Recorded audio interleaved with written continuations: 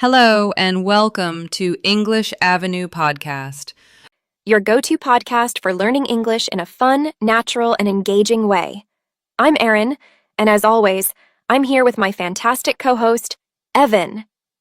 Hey everyone, so glad to be here. Erin, I have to say, I'm really looking forward to today's episode. We're diving into a topic that can truly help our listeners level up their English and sound more polished and confident. Absolutely. Whether you're at work, in a meeting, or even just having a casual conversation, the way you speak matters. And today, we're breaking down key strategies that will help you instantly sound more professional and polished. And you know what, Erin? This reminds me. Have you ever had one of those moments where you say something and then immediately think, wait, did that sound way too casual? Oh, all the time. I remember once in a formal meeting, I greeted everyone with, "Hey, what's up?" instead of, "Good morning." Haha, I can imagine. And that's exactly why this topic is so important. We'll be sharing practical, easy-to-apply strategies to help you avoid common mistakes, refine your speech, and boost your confidence. And to make sure you get the most out of today's episode, we've created a free PDF guide with key takeaways, plus comprehension questions and grammar exercises to help you practice and improve your confidence. Yep.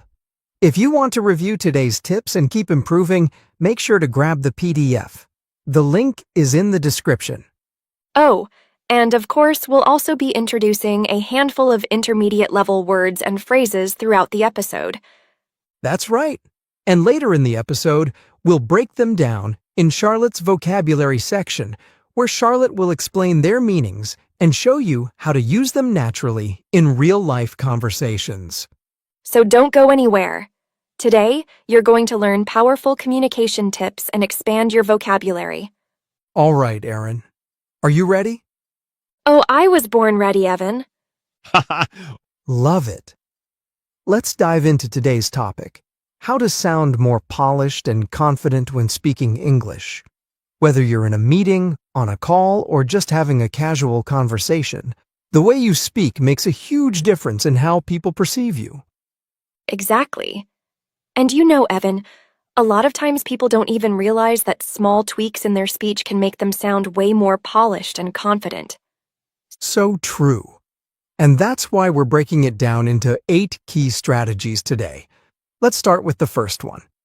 One of the easiest ways to instantly sound more professional is by using proper greetings. Instead of saying "hey" or "what's up" in a professional setting, go for "good morning," "good afternoon," "hello, how are you today?" It might seem like a small detail, but trust me, it sets the tone for the entire conversation. Absolutely. And here's another tip. Use people's titles and last names unless they tell you otherwise. So instead of saying, "Hey, John," say, "Good morning, Mr. Smith." Right, because addressing someone formally shows respect and professionalism. Now, another mistake that makes people sound less professional is being too wordy. Some people think that using big, complex sentences makes them sound smarter, but actually, it does the opposite. Yes, being concise is key. The more direct and clear you are, the more confident you sound. Instead of using long, unnecessary phrases, simplify them. Let's go through some examples.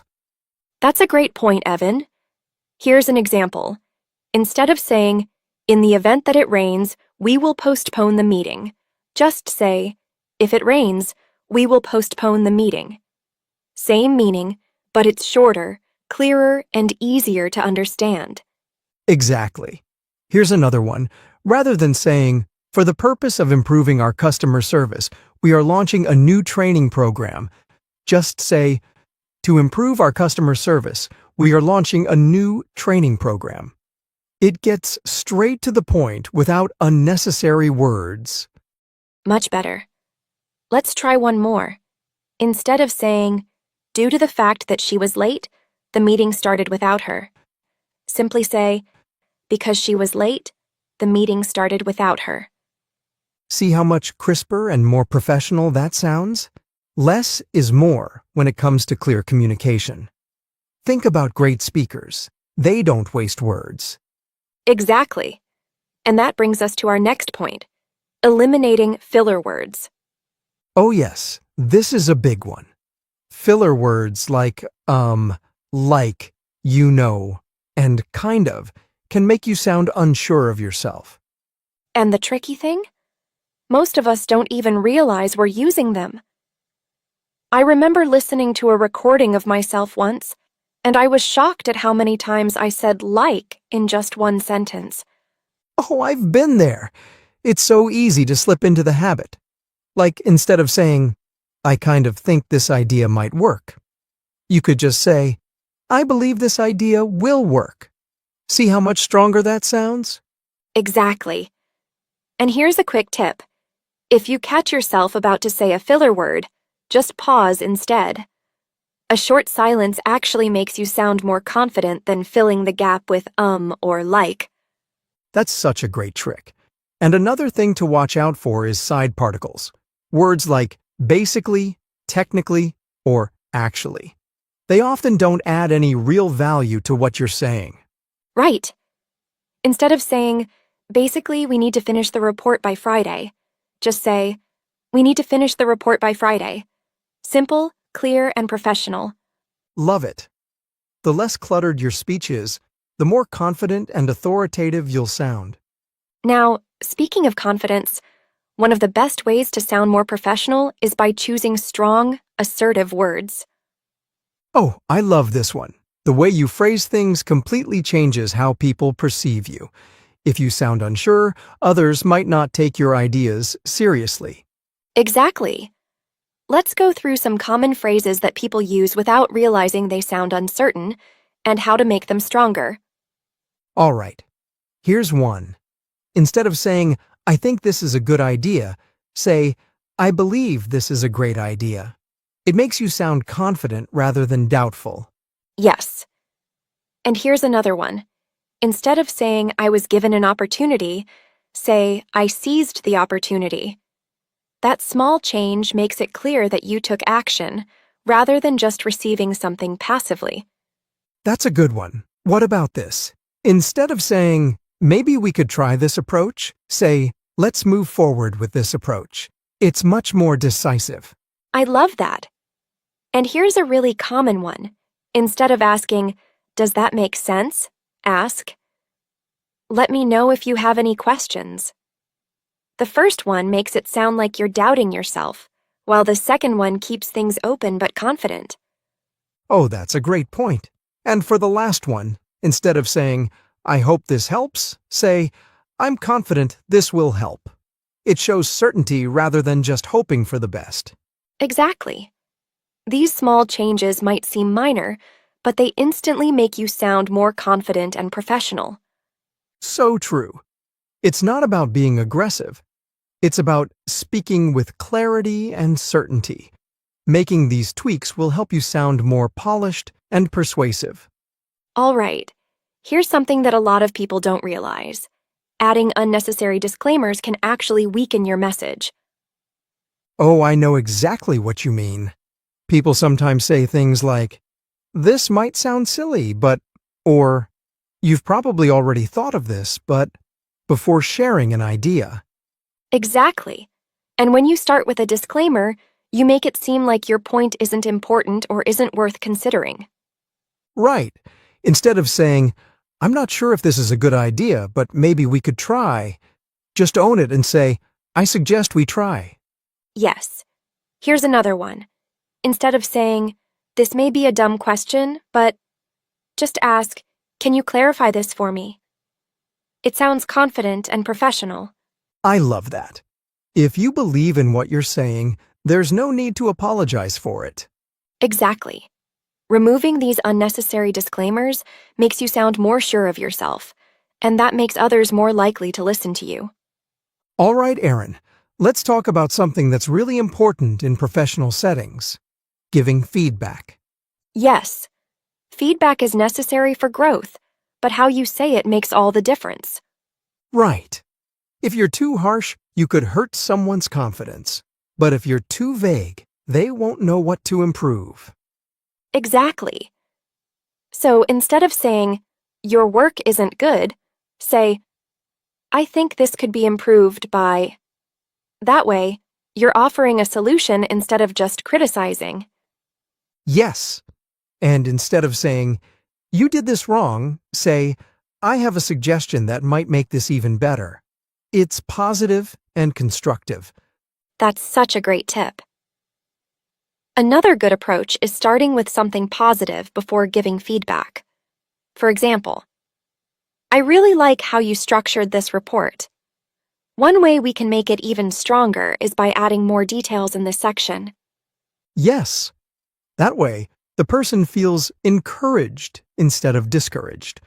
Feedback should help people grow, not bring them down. Now, Evan, I know you'll agree with me on this. The way you ask questions can completely change how professional you sound. Oh, absolutely. If you ask vague or unstructured questions, it can come across as unclear or even unprofessional. Right. Instead of saying, I don't get it, try something more polished, like, excuse me, may I ask? Or instead of, can you explain that again? Say, I was wondering if you could clarify. Yes. And another great way to sound professional is to ask for more details in a structured way. Instead of just saying, what do you mean? Try, could you elaborate on that? I love that. The way you frame your question affects how people perceive your confidence and engagement. If you ask well-structured questions, you show that you're paying attention and actively participating. Exactly. And once you've asked your question, really listen to the response. Communication is a two-way street. So true. Asking clear, professional questions makes you sound more confident, prepared, and engaged. All right, last but definitely not least, how you end a conversation matters just as much as how you start it. Oh, 100%. If you end a conversation too abruptly, it can seem rushed or even rude. Exactly. Instead of just saying, okay, bye, say, thank you for your time and valuable insights. Or, I appreciate the opportunity to discuss this with you. And if next steps are involved, make that clear. Instead of saying, I'll follow up, say, I'll send you an update by Friday. Yes. And if you're in a professional setting, you can also invite future communication. Instead of just saying, talk later, say, please feel free to reach out if you have any further questions. Perfect.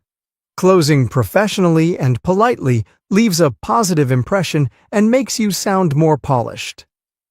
That wraps up our conversation on how to speak more professionally, from using proper greetings to eliminating filler words and speaking with confidence.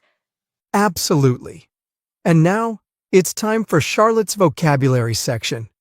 Charlotte, take it away. Thanks, Evan. Hello again, English learners. In today's episode, Aaron and Evan introduced some great words related to professional communication. Let's break down a few of them so you can start using them with confidence. Perceive. Meaning, to recognize, understand, or interpret something in a particular way. Example, many people perceive public speaking as stressful, but with practice it becomes easier. Tweaks. Meaning, small changes or adjustments to improve something. Example, a few tweaks to your email can make it sound more professional. Verbose. Meaning, using more words than necessary, often making something difficult to understand. Example, the professor asked him to simplify his verbose essay into a more concise version. Polished. Meaning, refined, well-prepared, or professionally presented. Example, her polished presentation impressed the entire boardroom. Concise. Meaning, expressing something clearly in as few words as possible. Example, a concise summary of your skills will make your resume more effective. Crisp. Meaning, clear, fresh, or precise. Example, she gave a crisp and well-organized report during the meeting. Assertive, meaning confidently expressing oneself without being aggressive. Example, being assertive in negotiations helps you stand your ground professionally. Aggressive, meaning forceful or pushy, often in a negative way. Example, a polite but firm approach is more effective than being aggressive in discussions. Persuasive, meaning able to convince others effectively. Example, her persuasive speech earned her the top prize in the debate competition. Disclaimer, meaning a statement that clarifies or limits responsibility. Example, the advertisement included a disclaimer noting that results may vary.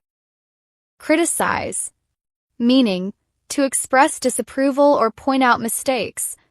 Example, instead of criticizing your teammates' work, offer constructive feedback. That's it for today's vocabulary breakdown. Try using these words in your conversations this week. The more you practice, the more natural they'll feel. Back to you, Aaron and Evan. Thanks, Charlotte. That was super helpful. Absolutely. Expanding your vocabulary is key to sounding more professional and polished. And don't forget, if you want to review today's key takeaways, grab our free PDF guide with vocabulary exercises and practice questions. The link is in the description. If you enjoyed this episode, follow, subscribe, and leave a review. It helps us keep creating content just for you. And most importantly, keep practicing, keep learning, and keep improving. Your progress doesn't end here. To continue advancing your English skills, click on the next video or explore the additional videos we've thoughtfully selected for you.